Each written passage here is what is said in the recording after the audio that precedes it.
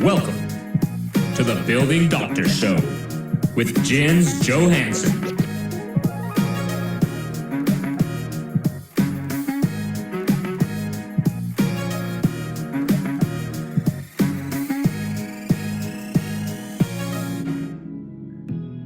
All right. We're going to jump over to our slides here. We're going to get going. So, welcome everybody to the Building Doctor Show. I am Jens Johansson, your host. I am glad to see you here to learn more about your buildings and run your community better. So this show is about sharing information and resources for you to keep your buildings in good condition and therefore maximum value and safe as well, and keeping your community happy and not fighting with one another. Everybody knows that your home can get emotional, and we want to help you navigate that. So today we have 10 questions submitted throughout the month, and actually a couple from past months. We can bundle them and package them into one topic, and today's topic is about reserve studies and how you can save for those repairs. And so I was kind of thinking earlier, reserve studies kind of like budgeting. So if weight loss or dieting is kind of like weight loss, who wants to think about dieting? Who wants to think about budgeting in your reserve study and going through those hard things and trying to put time frames on things and trying to follow that plan? It sounds awful, but I promise you today that Garrett is going to make it interesting. So today our guest is Garrett Halsey from Association Reserves. He joined Association Reserves in 2019 and has collaborated on over 400 reserve studies, ranging from simple HOAs to complex buildings and communities. So welcome, Garrett. And with that example of dieting, what do you think? Am I out to lunch, or are reserve studies exciting? Well, yes, they are exciting. They're very complex, depending on your community. And well, I wouldn't refer to as dieting, but merely the health of your community, right? Yes. To tell everybody more about this, I've had a little bit of time to work with Garrett on this, and he has taught me more stuff about reserve studies and has made it really interesting. So I promise you, you will get something out of this, and we've got a lot of good content to share. So let's get into this. Today's show is sponsored by J2 Building Consultants. We're a fantastic group of engineers and designers and project managers that help diagnose, prescribe, and treat sick buildings. So just like a doctor, we diagnose the problem, prescribe the right plan, and help you treat the problem by overseeing the contractors to make sure they put the building back together correctly again. You can find J2 in Seattle, Washington, Portland, Oregon, and Salt Lake City, Utah, and the surrounding states. And find us on the web at j2consultants.com. Speaking of surrounding states, we're seeing a lot of work in Idaho. And so the corner of Idaho and the other corner, kind of Coeur d'Alene area, as well as Boise. How about you, Garrett? Are you guys? We are as well. Yes, those communities are growing, and they need reserve studies just like anybody else. Yeah, cool. Okay. Well, so we're going to do a little poll. Next up is to find out where you are from and who makes up our audience today. This will allow us to tailor our answers. And so knowing our audience helps us make our show better. So we're going to launch that right now. Go ahead and check that. Let us know if you're part of a board or managers or, filling it out. That'll help us reach you better. And so while you're doing that, we'll talk about the format of the show. Format of the show is obviously webinar based, so you can attend live and ask Q&A at the end, but you can also submit your questions online all month and watch it later, and even forward this onto your board or other owners who may benefit from us. This format gives us about an hour to discuss, a whiteboard to show examples. We can go through some photos, show you some charts, some graphics, and in general, be a little bit more serious and provide a little bit more classroom, if you will, as opposed to our social channels. And you can find us all there, search J2 Consultants, and we've got a pretty big YouTube channel and Facebook, Instagram, all that stuff. So let's go through the poll results. And we're going to share those. So we've got primarily people from Washington today, managers. They're curious. How did you hear about us? word of mouth, newsletters. Yeah, sign up for the newsletter. It's good thing to see. Have you been through a repair project before? Yes, a big one. 40% of you have. So yeah, okay, we can do that. And scrolling back up, we'll catch the other states. Some of this will still be good for everybody else. So that's the poll results. Disclaimers. This show is free, so put away your credit cards. We aren't selling you anything. If you see any bots asking for credit card information or Bitcoin forms, that's not us. So ignore all that stuff. This show is for educational content only. Both Garrett and I are not giving you legal, financial, or engineering advice, and I'm not a medical doctor. We're just people on the internet trying to help you run your building better. And we've helped thousands of people with their building problems, and we've seen what worked and what didn't work when it comes to running condominiums. So we wanted to share that with you today in hopes that it benefits you. Brooke, the producer, will put my CV into the chat so you can see my experience and things like that. So today is episode 6, August 2022. We are at the end of August. One more day left. Garrett, how's your summer been? And are you ready for fall back to school? It's been a great summer. We've had some beautiful weather lately, and I'm very much enjoying it. And yes, I'm excited for budget season coming up. As you know, we're budget experts. Right. So that is our season. It's your busy season. That's typically, is it September-ish, or is that all the groundwork has been done? It's more like June. What is budget season? Well, primarily for us, it's during the summer months, our busy months, as we prepare the associations for budget season. But we get to roll our sleeves up in the fall and help people figure out exactly what they're going to do for the upcoming budget. Right on, right on, right on. Okay, today we have 10 questions on the topic of reserve studies and everything around them, including percent funding, differences between a reserve study and an envelope study, and how to get caught up if you're just way behind.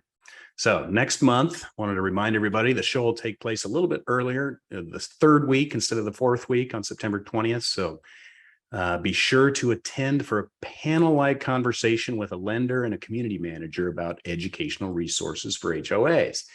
And that is an interesting piece I wanted to share.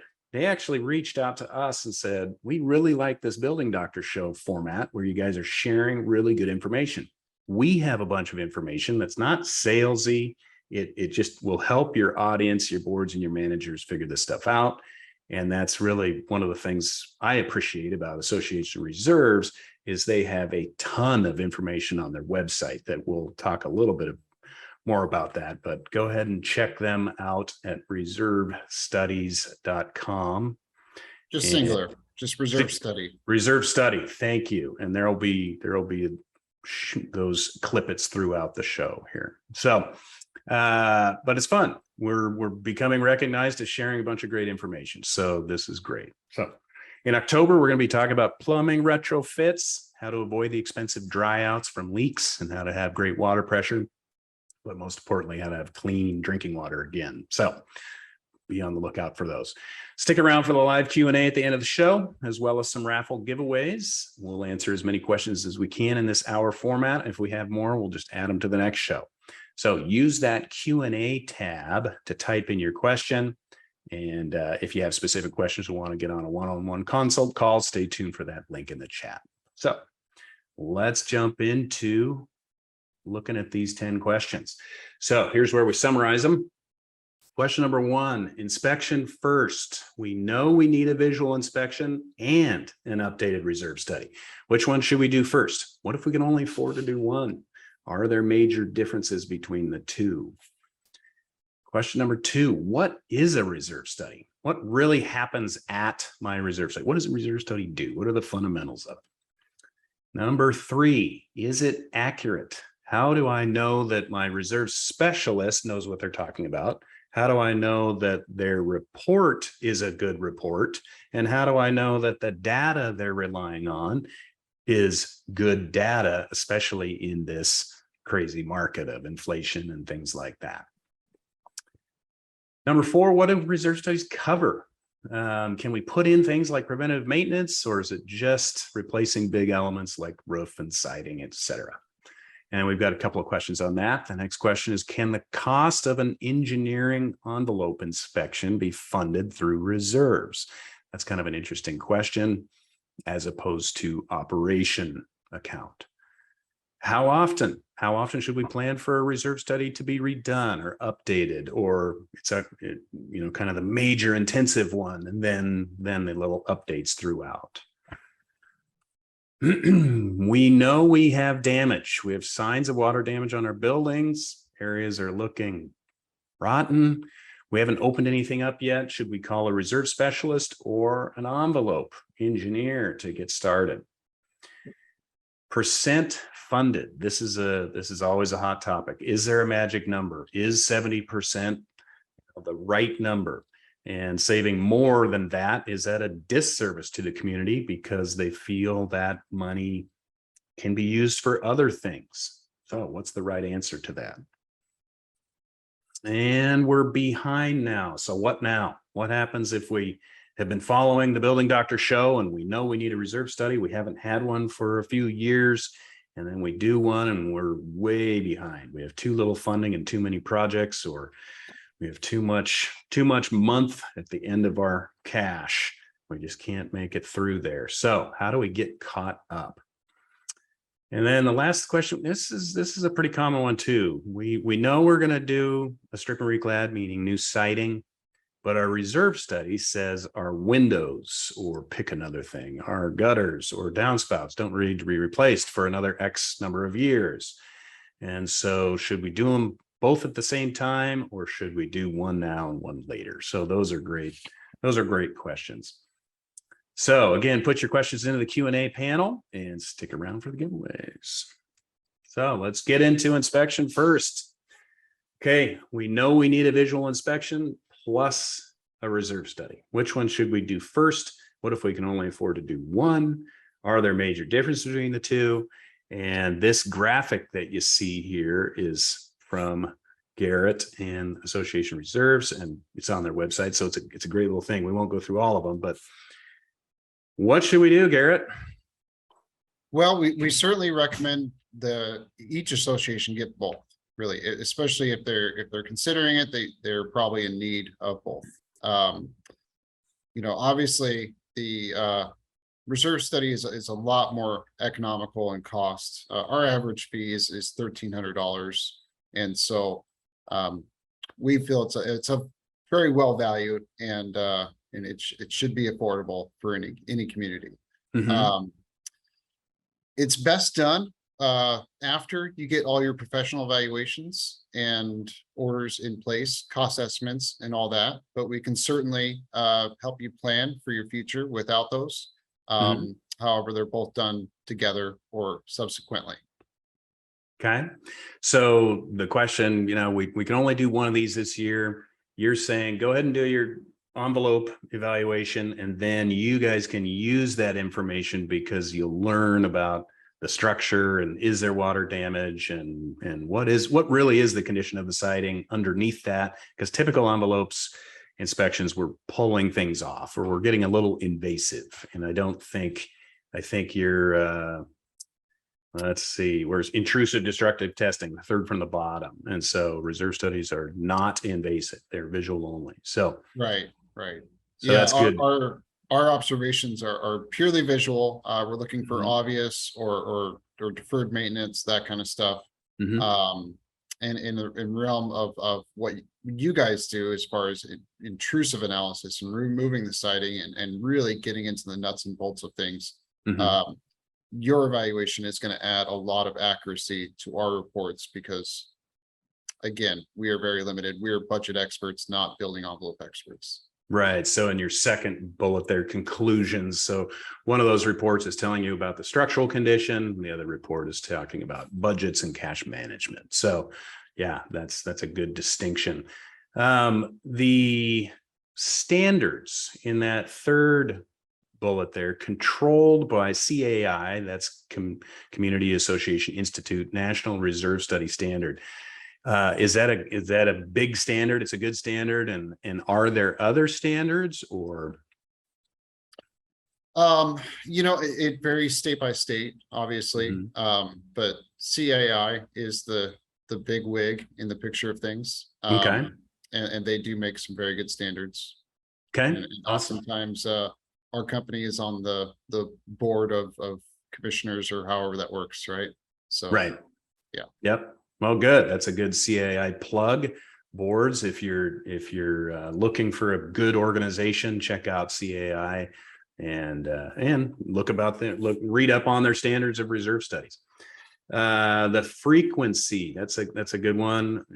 Kind of the envelope study every 5 to 10 years. That probably makes sense. Or when you suspect damage or have a problem, and reserve studies every 1 year. And so every 1 to 5. Let's talk about Washington state standards. What do they require? Washington State does require an annual report, and then a site visit report every 3 years. And is that site visit report more in depth, more detailed? It's kind of a bigger, what is it called? Level 1? With site visit. Yeah. Okay. Yeah. And then the off years are called non-site visit updates. Okay. And yes, the with site visit reports are much more in depth. Obviously, we're allowed to go on site, and they include our observations. But even the non-site visit updates are quite in depth. But essentially we're updating your financial information and project information. Okay, great. I think that answered all those questions. So the difference between the two, and if you only have money on one, I only got money this year to do one, you can wait 11 and a half more months till next year's budget, and you can put in those things in your operating budget. What Garrett was saying is, $1,500 will get you an average reserve study price. I would say our envelope price is probably not 10 times that, but it ranges depending on, how big your property is and what your cladding type is. Obviously, vinyl siding is easier to look under than brick or stucco. But for that, in that $3,500 ballpark, we can do a visual with maybe some peekaboo views, and maybe 5,000 to 7,000. We're up into the heavier duty, bigger, looking around at several openings. And so that can kind of give people a guideline for that. But if you're only a year out, it sounds like doing the envelope first and then the reserve study, and really having the reserve study rely on what the envelope said, even if it's a visual inspection. So yeah, that makes sense to me. Okay, let's get into the next one. What is a reserve study? What happens at a reserve study? You got a graphic triangle with upward arrows. This is all you. Take it away. Yeah. So, for a community that we're taking on for the first time, we're going to review the governing documents and account for all the common area elements versus the unit owner or lot owner elements. And then we obviously are going to do site visit, and we're going to compile all those assets into a list, develop a cost, either based on the client cost history, our database, or national guidebooks. And then we're going to take that information and compare it to your currently held assets. And within the component list gathering, I guess you could say, we do develop a fully funded balance, which we can get into a little bit later in this video. And then obviously your currently held balance against your fully funded balance is your percent funded. And then we develop a funding plan going forward to help you better prepare for the future. Okay. So you said asset in there. That sounds very accounting to me. So asset meaning like my roof or my siding, kind of a building component? Yes, building components or furniture or anything that's held within common areas or by the association that is predictable for replacement. Okay. So you said reviewing the governing documents. What if the governing documents are silent or gray on, who owns what? What do you do then? Do you just put in some plug numbers? Hey, I see you have a roof. We're going to put in roof. I didn't see roof in the governing documents. Well, it's they're typically not too vague on those. And when they are vague, it basically says, the building envelope or some sort of exterior components, that kind of stuff. And otherwise, we would refer to the unit boundaries, and then everything outside those unit boundaries would be considered common elements. Okay, so there's ways to do it with gray governing documents. Yeah. So the kind of in a nutshell, you're determining remaining useful life and then costs at time of replacement. So take the roof again, should last 20 years. It's 13 years old. We should have 7 years left. So you should be saving for roof replacement in the next 7 years. Is that a broad brush accurate statement? Yeah, every component has a predictable life. And obviously we're not always there in the beginning. And so oftentimes we'll come in halfway through the life of that roof. And then hopefully the community has saved some money towards the deterioration of those assets. And then, we'll go forward and say, well, if you're looking to replace the roof in 10 years, you have to save this X amount of dollars with the combination of all your other assets, right? But yeah, that's the gist of it. Yeah, so this has 7 years left. This particular item has 12 years left. This particular line item has 5 years left, and all those things all those costs go into ending up in the year. So then you can really look out over the year or the years and say, hey, over the next 5 years, I'm going to have this much work this year, this much work next year, this much work. And so and I think you guys do a really good job of that graphic, making it real easy. Hey, today we're this % funded, but over the next 3 to 5 years, we got some work ahead of us. And here's some things we need to do. Yeah, reserve studies and really management of condominiums and so larger associations can be very overwhelming. And one thing that we do pride ourselves in is the feedback that we get, that our reports are very easy to understand and easy to read, and obviously better for the community to implement their plan.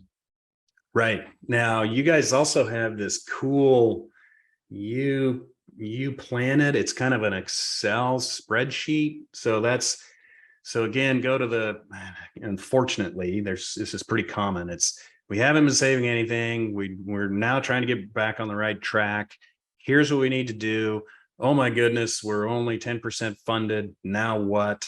And so talk about this. Did I say that right? Yeah. So we have what we call an online budgeting tool called UPlanet. And that's free for anybody that has an engagement with us. And you can find some resources on our website and get an introduction to that. And essentially it's a sandbox for the boards to play in, to develop alternative scenarios and funding plans that are not within our reserve study. The national guidelines depict, and for a large part we agree, that we have 3 threshold funding levels. One is baseline, and that is to keep your association cash positive without the 30-year scope. The 70% funded, which is or above, and the 100% funded level, those are the lowest risk of deferred maintenance and special assessment. Unfortunately, associations are very underprepared by the time we get there, and our recommendations to be 70% to 100% funded are unrealistic. And so we wanted to give boards the ability to make alternative plans, but do so responsibly. And so that's where UPlanet comes in. You can test scenarios, and really my board's been having a lot of fun with it. That's cool. In developing alternative plans, not only to their funding plans, but also to their replacement projects that are coming up. Right. So where you've said the roof will last 7 more years. What if it lasts 9 more years? What does that look like? Oh, okay, we can change our things. Well, what if it lasts 10 more years? What if we can, so then they come to us and say, Jens, what does it take to patch this roof to just get some extra life out of it so that we can kind of push it out a little bit, but responsibly push it out? That's a great example of a roof, and whether or not it's economical to do the repairs, in regard to replacement now. And Right. oftentimes, the boards that I work with are actually escalating the timing of those projects and say, Mhm. well, our reserve study says we have 5 years left. What if we only have 2? And Right. what would our reserve fund look like if that happened? And Right. then obviously you could add other components to the reserve study that factor roof repairs if they're significant. Mhm. Sometimes, these associations have many buildings and they need many repairs, and it could be Yeah. economically feasible for you to do those repairs if you're going to extend the life. Um, but yeah, I could Cool. probably go on forever, but I'll stop. Yeah, well, we better keep moving here. We're two questions in and we're almost half done. But yeah, it's a good thing. Go check that out. You plan it on their website. You can play around with numbers. That's cool. So, okay, next question. How do we know it's accurate? And I think it's coming from costs, credentialing, and just is this, we've all seen Excel spreadsheets that have one cell that's off and it screws everything up. How do we know it's accurate? So can you address that stuff? Yeah, so on the graphic on my right, I'm sure it's the same for the viewers at Mhm. home. You will find the 4-part test to a reserve component. One, it has to be common area responsibility, as we talked about in the previous section. It has a useful life. That means that it essentially will need to be replaced, and then it has a predictable life, and then it's above a minimal threshold cost. And typically, national standards dictate that if a cost of a replacement of an item is less than 1%, it should be factored as an operating budget.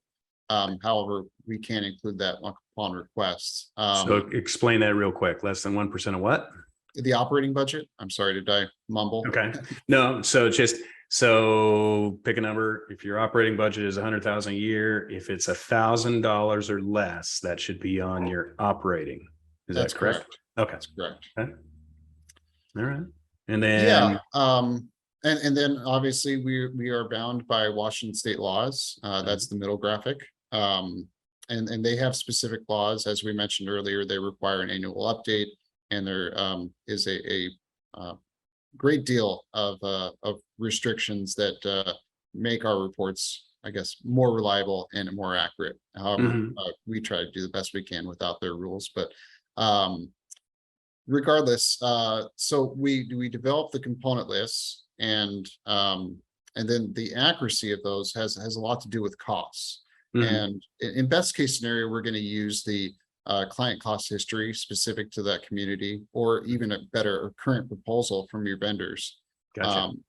And then we have our own database. We have done 15,000 studies in Washington state alone, and we have over 5,000 communities that we've been working with. And so we have lots of different costs to go from. And then obviously there's vendor recommendations and reliable industry cost guidebooks. Gotcha. Okay. And so you had mentioned somebody with experience in doing some of these. There's certifications from the standards. Yes, And then- there's a reserve study credential Mhm. that's issued by CAI. Mhm.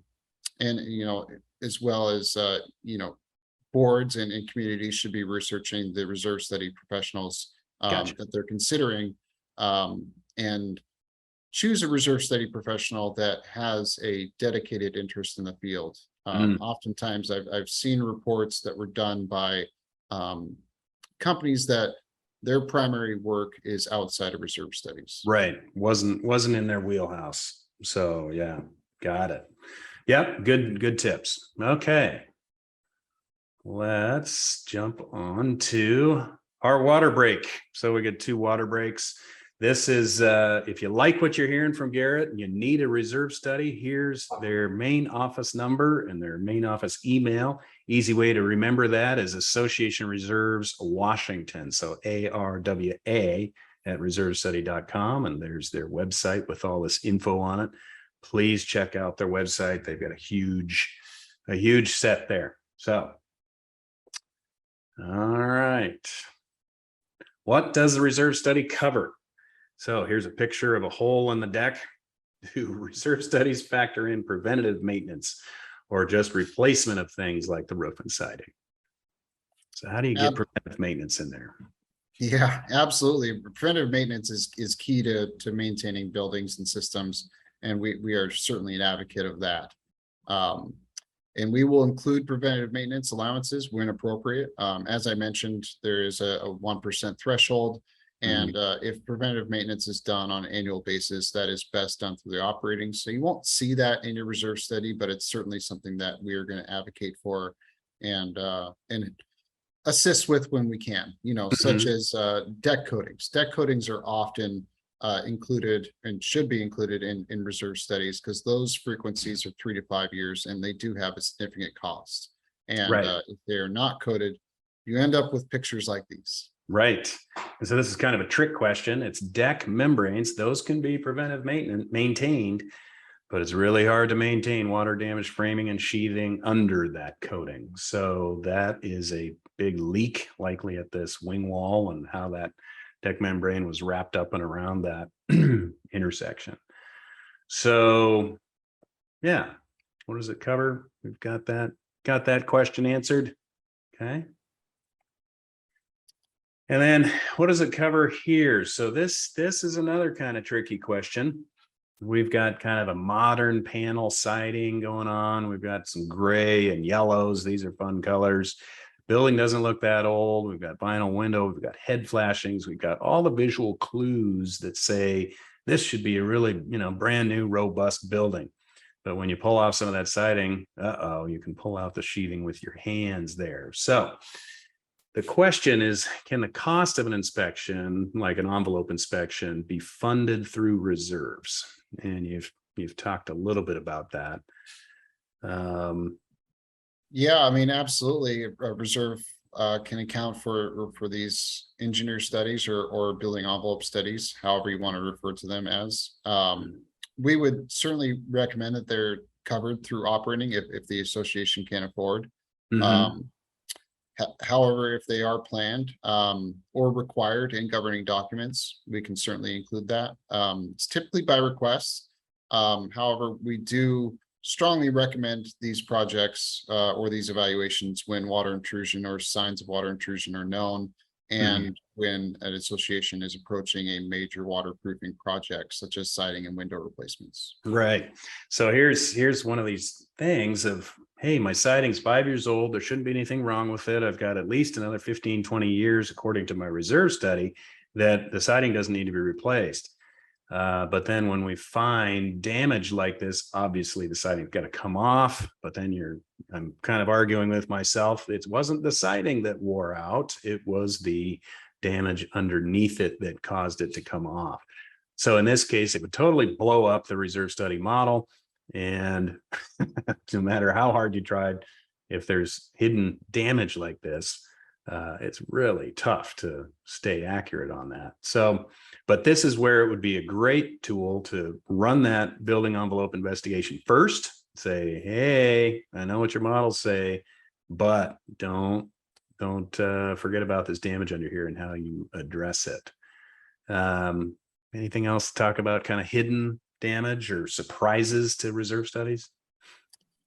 Well, the typical reserve study is not going to account for underlying damage because that's so unpredictable, and obviously we are not qualified or building experts or anything like that, and so we can't do intrusive evaluations, nor would we be any good at it because we're budget experts. But yeah, I mean, when underlying damage like this photo suggests is prevalent, that can significantly add to the cost of your project and also escalate the timing. And so, building envelope studies and structural analysis certainly does add a lot of accuracy and robustness to a reserve study.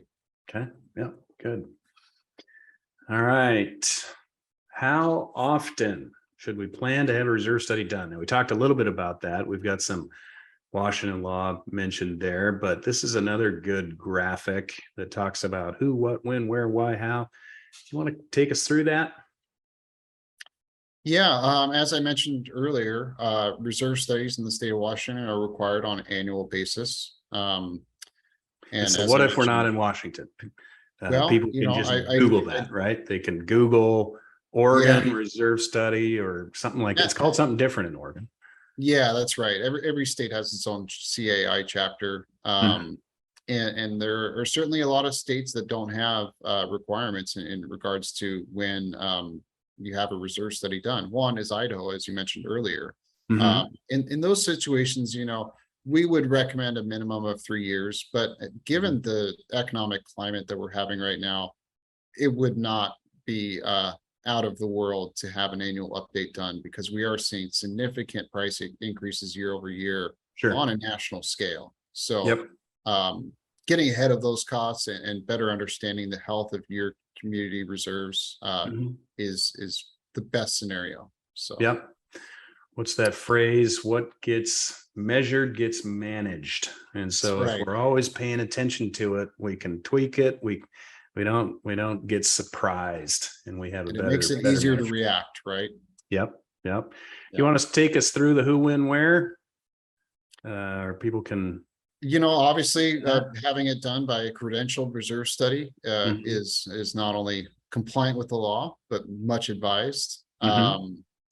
And as far as what, obviously we're going to include things that are held by national standards and within common areas as far as your declarations are considered. Mhm. Um, but that can include all sorts of different properties, ranging from HOAs, with just a couple parks or however that works out, to condominiums. And we do work on timeshares and golf courses and Sure. all those So, different sort of properties. So so another word for it is capital replacement plan. What is that world? That's more commercial world, so kind of apartment world, or what is your experience with that term? well, it's capital budgeting is the term that we use for the corporate world, so to speak, the timeshares. Mhm. They're not held by governing documents, they're not in an association. And so the assets that are included are simply reported to us. We're not determining that based on a matrix or anything like that. And so that's the general difference, but it's the same principle and it's the same practices. Okay. Every building or every asset has a life and it has a cost, and we're just there to help the future be less stressful. Mm-hmm. Yep. Yep. Being updated on your numbers is a welcoming thing. So, okay. Let's see. Next one. Question 7. We have damage. We have signs of water damage on our building. Areas under windows are looking rotten, but we haven't opened anything up. Should we call a reserve study specialist or an engineer to get started? And I'll take a first stab at that. It's I mean, you go ahead and do it. I would reiterate what we were talking about, but Yeah, I mean, again, our analysis is purely visual.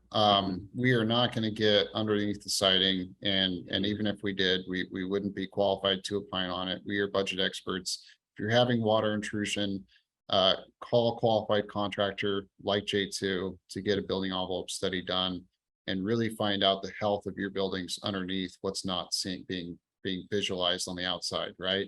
yeah. And if you're having water intrusion and you're seeing those signs inside your unit, it's likely a lot deeper than you think, because there's a lot of waterproofing and a lot of layers of framing that has to get through in order for you to actually notice it. So Yeah. Good point.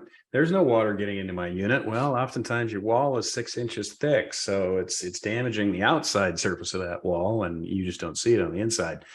But if you can see damage like this, our engineers are probably going to be recommending some temporary shoring, or at least how do we replace that beam and keep this deck? It looks like a deck. Keep that deck safe, and let's not have a deck collapse.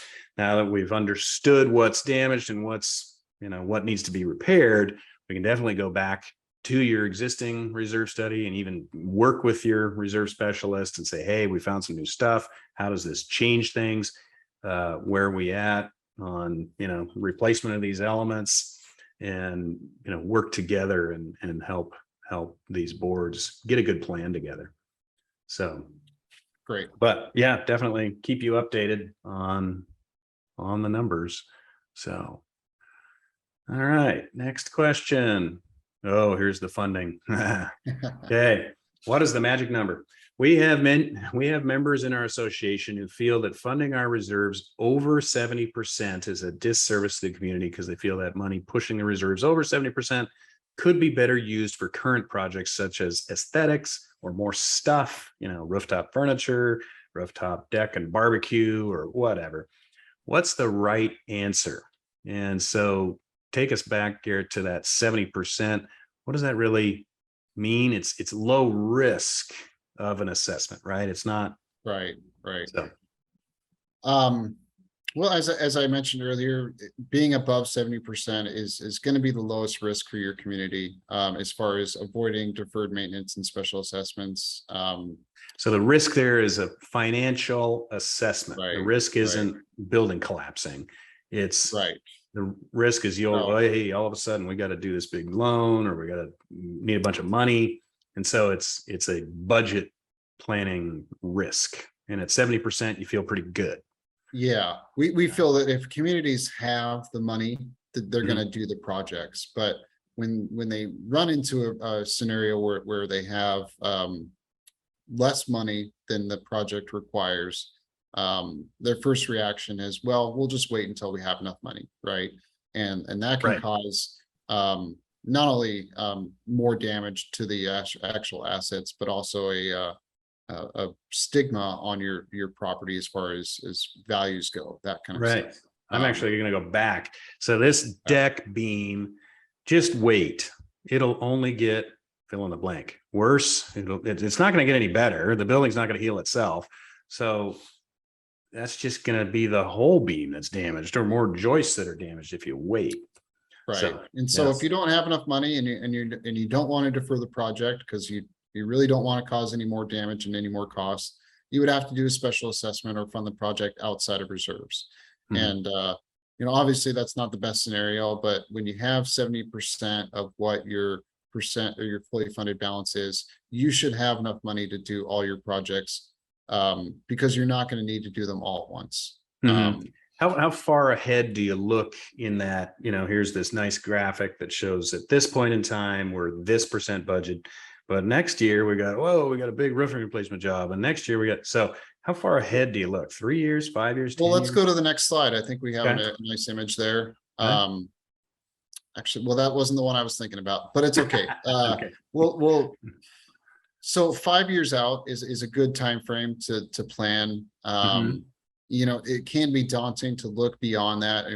Reserve study goes out 30 years, and sometimes when you're thinking about a project that's going to happen in 2055, that can be one, daunting, and two, most communities are going to say, well, I won't be here when that happens, right? So I'm not going to worry about that project down the road. So look at the next 5 years of your budget, your expenses, your projects, and not only that, but try and leave yourself enough wiggle room or funds in the account to make the next 5 years a little bit easier to bridge, right? So this graphic is great because this is what we call the component significance table, and this details the annual deterioration of all your components. And so if you don't think that 70% is reasonable, we recommend you at least match your deterioration with reserved funds. And so this is a community, and their annual deterioration is about $151,000. So if they are not matching that with reserve funds on a per annual basis, they are essentially going backwards in the percent funded. So if they're not setting aside 150,000 a year, if they're only saving 80,000 a year, next year will be the difference between 80 and 150 is 50, 70. So next year would be 70K on top of 150, and they would just get further and further and further behind. Is that? Yep. You're just crawling deeper into a hole, and eventually these costs will rear their head, and the association won't be prepared to pay for them. And like I said, they will either be forced with a special assessment or unfortunately defer the maintenance. Or have a serious problem in the building. Right. Okay.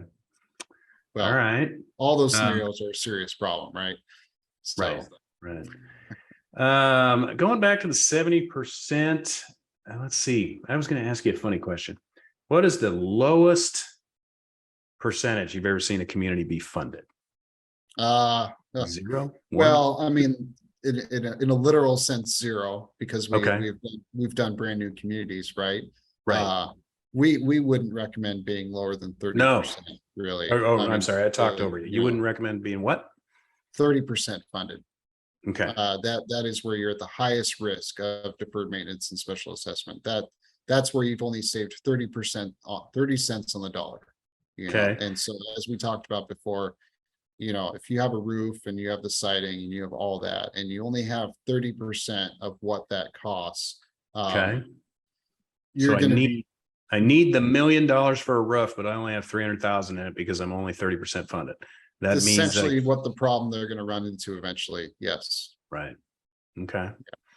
What is the average? Is there averages by state, or maybe it's by size? Do you find out that small Well, places, 10 units and under, are never funded right? Or are there any kind of themes or patterns that come out? Unfortunately, yes. Okay. 70% of our clients are less than 30% funded. 70% or less than 30. Okay, everybody who's listening, this is serious. This is what we're talking about. 70% of you are underfunded. So this is Under 30% funded. So Under- at the highest risk. wow. Wow. So all that means is you're going to get a call to say, okay, everybody cough up $42,000 in the next 30 days to do these repairs that we've been putting off. And that's what we're kind of seeing in the media here. This building decks collapse. This building collapses. This, because kicking the can down the road and not really embracing the problem. So, oh, wow. What other patterns? That's a big number. I didn't think it It's was a big that big. number. Yeah. Yeah. And like I said, these costs are eventually going to rear their heads. Yeah. And the situations that you talked about where decks are collapsing and things like that, that's where they obviously just did not have the money and they ignored it, and then a bigger problem arose, right? Right. And so it's our responsibility and it's our duty and our pleasure to help associations get enough money in the bank so that they don't have these problems. Yeah. Okay. All right. So that's we're behind. What now? What happens if we're behind? We have too little funding and too many projects to do. How do we catch up? Obviously, it's just start saving more. Okay. Well, are there tricks? Are there reasonable methods to start doing this? Are there good ways of doing this? And it's not just a scolding that we're giving here. What are the best ways to get caught up? There's no fancy way of stating it, but just making a good plan for success. And I think actually this one is the next slide where we talk about the 5-year plan. Okay. There you go. Yes, there we go. So this is an actual association. Obviously, I admitted all the names for privacy issues and all that, but as you can see here in 2023, they are looking at a major special assessment. And they are 5.6% funded, isn't it? Wow. Right. So very low funded. And not only do they need a special assessment, they need to increase their contributions by 74%. Oof. So, wow. Yeah. Okay. Yeah. It's a lot of undertaking, right? It's a big number. It's a very ugly pill to swallow, but at the same time, it's the reality, and they need to get these things done. And as you can see, the $7.5 million only covers the expenses they need to do in 2023. So that gets them through this year, but then there's still, kind of a medium risk at 62%, 70%. Then they jump up to 75. And so this is taking them up to 100. If you plan it tool, if you wanted to say, I just want to be at 70 or 75, can you reverse engineer? Can you type in % funded and it'll show you what you need to save? Does it work kind of that way as well? It does list those things, but in UPlanet itself, the % funded is a fixed number based on the inputs. And so it would essentially just be trial and error. and Okay. say, for example, and the community could say, well, we're not comfortable with funding $250,000 per year to our reserve account. We could only afford, 180,000, for Okay. example, and so you could plug in 180,000 into U Planet, and then it would project how that would react to your reserve study health, right? Right. And you could see when you're going to be running low on reserves or face special assessments again. And obviously our plan is to avoid another large special assessment like they're facing right now. Mhm. But there are alternative ways, and we are certainly willing to work with clients. And as I mentioned, U Planet is a great tool for utilizing that. Mhm. And if this community, for example, came to me with a alternative plan, it was responsible, I would strongly endorse it. And I may even consider changing their reserve study. Mhm. Okay. If it So- fell within the parameters of the 70 to 100%, right? So, I Right. mean, but if So they you didn't really- welcome engaged boards that want to challenge Right. you. Hey, this is off, Right. you don't. So yeah, we why? want engaged boards. Engaged boards are going to act responsibly and Mhm. and try and set their community up for success. And those are the clients that we want to communicate with, Mhm. really. And we Yeah. want to be involved in their success. Right. Yeah, it's we experience some of that same stuff too, where we'll look at a building and it's like, why didn't you find the cracks over in unit 17? Well, nobody told us about it. You guys live here, so share that information with us, and we'll get it into the analysis here. And this is your guys' building. Tell us all you know. Let us know all your vendor costs and things like that, and it'll make your studies just more accurate. Okay, let's get away from that $7.5 million assessment slide as fast as we can. It's a bit of a shocker, huh? Right. Oh man, that's just a gut punch. I feel sad for that, but I've seen it. So this is why we're talking about it. Okay, last question. All right, we're doing a strip and reclad next year. That means siding replacement. But our reserve study says our windows won't need to be replaced for another 5 years. There's a debate going on between board members and management about just doing the windows early at the same time as the siding. But I'd rather revisit the windows when the reserve study says to. So can you help settle a debate? And so this photo is a great picture of water damaged chip sheathing under a window, because a window to us is just a hole in the envelope, right? So it needs to be flashed and installed correctly. The window has to be perfect and not leaking. The window has a 20-year life. The siding probably has a 30, 40-year life. So you're going to have some funny, overlaps of time there. So what do you, I've got my opinions here, but Garrett, what are yours? What are your thoughts? Can we keep the windows? Yeah. Well, it being of my opinion that their reserve study was not done by us, because we absolutely would recommend both replacements at the same time. These Okay. systems, these waterproofing systems are intermingled, intertwined. And Mhm. and not only that, but the cost of removing the window and then reinstalling it is significant. And Mhm. it's of better value to just replace the window in entirety. Right. And then you would talk about the significant cost of re-ripping into your siding 5 years later just to replace the windows. I'll let you take it from there, but that is significant, and it's also beyond our evaluation to judge whether or not a window has a 5 years left outside of the siding replacement. Right. So, I mean, I'm just looking at it going, well, the reserve study probably says the gutters have a different lifespan and the shutters have a different lifespan, and maybe the trim has a different lifespan than the siding. But all of that, I can't take the siding off without taking the downspouts down. I can't take the, just on and on and on. So it kind of all works together. And where it works together is at these windows or other flashing penetrations, we call them. You can see that white tape is the windows peel and stick or WRB, but the sidings WRB is that green membrane.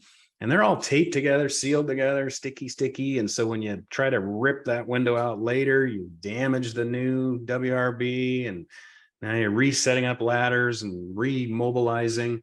we've got a project right now that the scaffolding costs over $1 million on this multi-million-dollar project. And to reset up that scaffolding 5 years from now, spend another $1 million on just mobbing and demobbing, mobilization and demobilization, we call it, or access to get there. It just, all those things need to be factored in.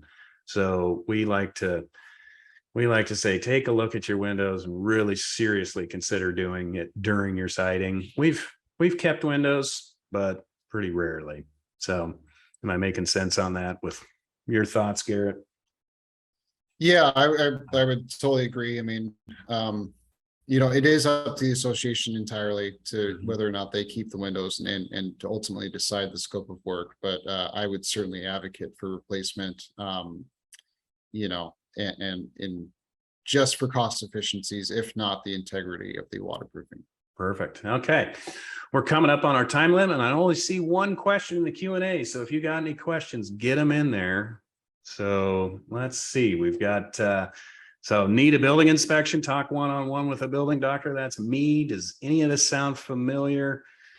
Set up a free 15-minute call with me to get some specific advice about your building. You could go to our website there, learn.j2consultants.com/consultant on call. You can also take your phone out and scan that QR code. That's the new thing. Thanks to COVID, we now have these stickers on every restaurant table, and we don't have to touch that sticky menu again. We can just go snap, and everybody's looking at what's to eat. So those are kind of fun. So, all right, let's get into Q&A. So go down to the Q&A tab here. Anonymous attendee says, our board doesn't have an issue that we know of requiring a loan, but due to poor leadership in the past, our reserves are dangerously underfunded, and we know we need to recover. Is there anything we can do to soften the blow of future assessments? Okay, so just poor management, poor leadership. Our reserves are dangerously low and underfunded. We know we need to boost that back up.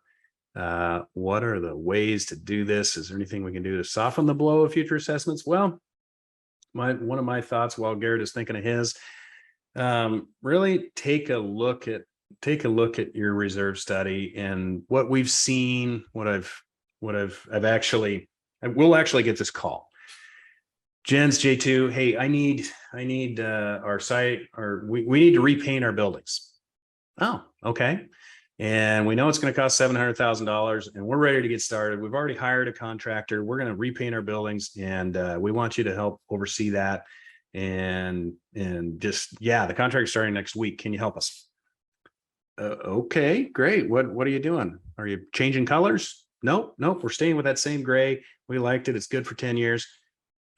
Kind of, why are you repainting? Well, the reserve study said so. And it's like, oh, okay, so you're really following your reserve study. Is your paint peeling?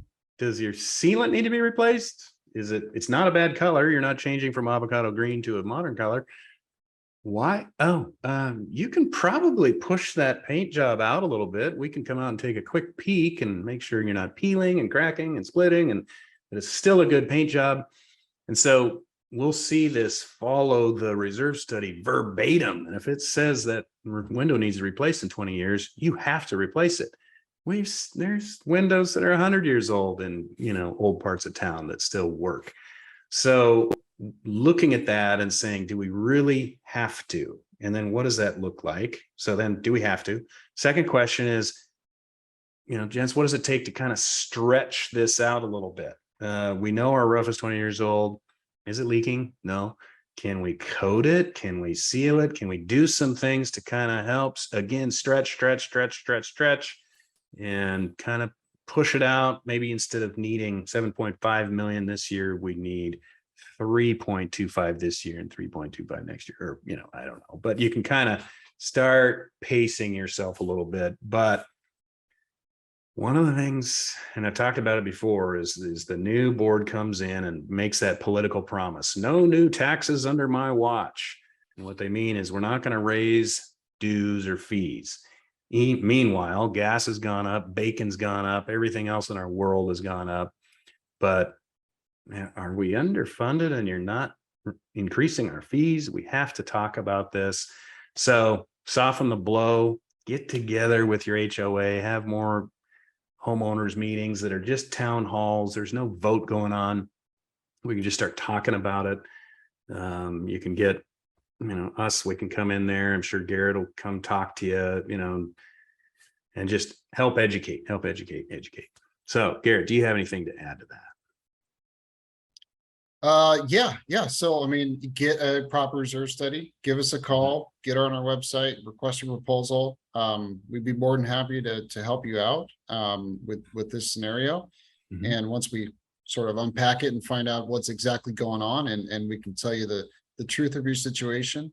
Sounds to me like this person isn't on the board, but they're very involved and know that their reserves are underfunded, and I would encourage them to get on the board, really. Mhm.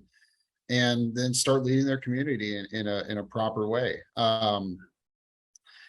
Well, if you're anticipating special assessments, the best thing to do is react now and Mhm. start ramping up your contributions and bridge that gap as soon as possible. The more money you put in the bank, the less money you're gonna have to borrow or special assess at a later date. Mhm. And I know it's not a popular opinion, especially with hyperinflation right now, but at the same time, hyperinflation is increasing costs at a rapid rate, and things are going to spiral out of your control if you don't take control. And Mhm. so my advice on softening the blow is take the heat right now and start saving as much as you can, and start getting vendor proposals and start reacting appropriately to your situation, Yep. and get on the There's- board. Yeah, get involved with the decision-making process. I think, we hear of the inflation construct of, our cash is going down. There is nothing wrong with having a little extra cash. So it's cash in the bank, you've got it, and it's less of a surprise. And interest rates are still low, but let's, save that money. So, okay, let's move on to the next one. Can we do a reserve study at the same time as other inspections to make the most of time and money and, I guess, lack of interruptions or minimize interruptions to owners? Can we do the reserve study at the same time? I think so. And I think actually Garrett was advocating, hey, invite us along. We'll take a peek, and get that live information, or maybe even just send your report to us directly after, and we'll get that information into our report. So we have certainly done reserve studies, not only fulls, but updates during other inspections, and we do work well with others. So yes, that's certainly appropriate.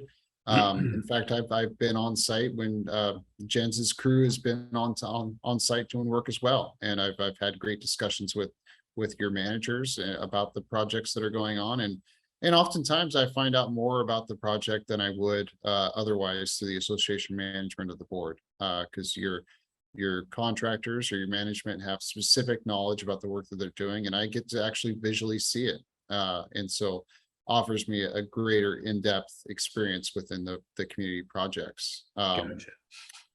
Yeah, good. Okay. One last question I see, and it's going once, going twice. So the next question is, Garrett, does your company keep copies of reserve studies on file in case we lose records in board or manager turnover? Absolutely. Yes. Okay. We hallmark all reserve study updates, and we can certainly distribute them to the appropriate people. These are private studies, and so we will not issue them to anybody that calls to ask for them. But once you credential yourself as a board or an official association manager, then we'd be happy to release those to you. Great. Yep. Okay, any more Q&A? Let me check in the chat. That's Q&A. That's the 3 questions. All right, great questions, everybody. Let's get to oh, no, we got one more. Phil came in at the last one. Okay, we'll still talk to you. Our HOA does not have windows covered. So I don't know what that means. Oh, maybe windows can I are not take this one, included. Jens? Yeah, do it. Yeah, I would assume that they were not included in HO responsibility, and this is Mm, something that I've seen quite a bit. And while there's not a whole lot that you could do as an individual, we would recommend that the association gets a review by a consultant or an attorney to revisit the responsibilities of the association.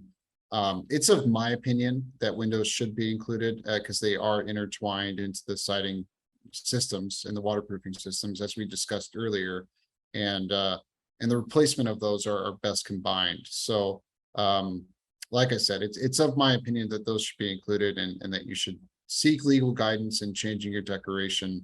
And or if you are on the board can vote with community acceptance.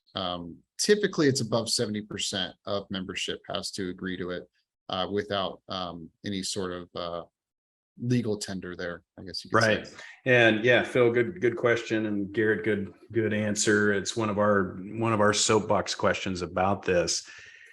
The governing documents that we have reviewed, they talk about glass. They talk about the glass as the owner's responsibility. And what a lot of attorneys in their review say is the glass part of the frame can be replaced because you can just snap out the frame, replace the glass, those double panes when they fog up. That is a maintenance item. When they fog up, you can replace that. Or little Billy's playing ball in the house and breaks the window. That glass can be replaced without the siding and the window frame being torn out of the building and ripped out of that paper and tape and caulk and all that stuff. It's actually nailed to the framing of the building. And so it's really, window frames are really part of the common element, and I guess both Garrett and I's opinion.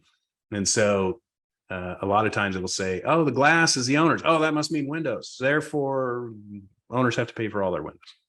And we see it kind of balled up and quickly painted with a broad brush, and we think it's not right. And so, okay, and Phil likes asking questions. We got another one. Many of the windows don't slide well after 40 years. Yep, that's one of the things that break down on windows. When you look at a window, you can look in there and see it's got little dinky, little small rubber gasket weatherproofing, maybe some felt things, keep the air from flowing around, and a little tiny wheel that it's worked hard for 40 years. It's starting to break down. And that frame, if it's a metal frame, that sealant that keeps the corners together, that's deteriorated over time. Vinyl windows crack, they warp. So you're getting pretty high up there. Garrett, do you have anything on when windows don't operate well after 40 years?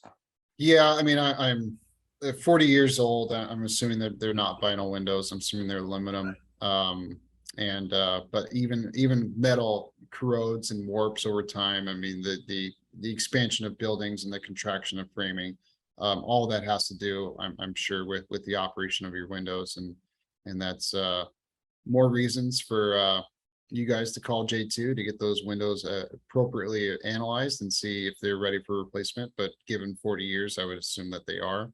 Okay. And Phil actually jumped in. He said they are aluminum windows. Yeah. Okay. Well, anyway, we can help you with the reserve funding portion of that, and maybe even point you towards some good legal advice. But we would strongly encourage you guys get those investigated to see what the replacement, and if there is siding replacements going along with that. Okay. Yeah, give us a call, Phil. We'll help you out. Okay.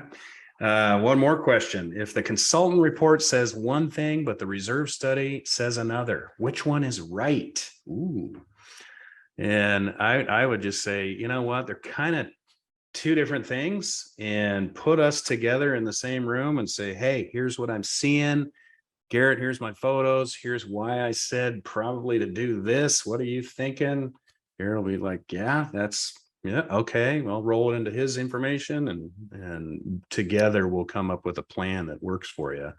I don't think one is right versus the other. Is that true Yeah, for I you? mean, well, I mean, if it were our report, we would certainly incorporate the consultant's opinion into the report. And if there was, for any reason, any suspect information, we would call that out. But at the same time, the consultant in most and almost every case has a much greater fee associated with their service, and they are the expert in that field. And I personally would refer to their analysis as the expert analysis, and just essentially parrot their opinion. And so, but like you said, Jens, we should be working together, the consultants and the reserve study, to intermingle the plan from the expert and the costs from the expert into a budgeting plan for the community, and they should not conflict by any means. Right.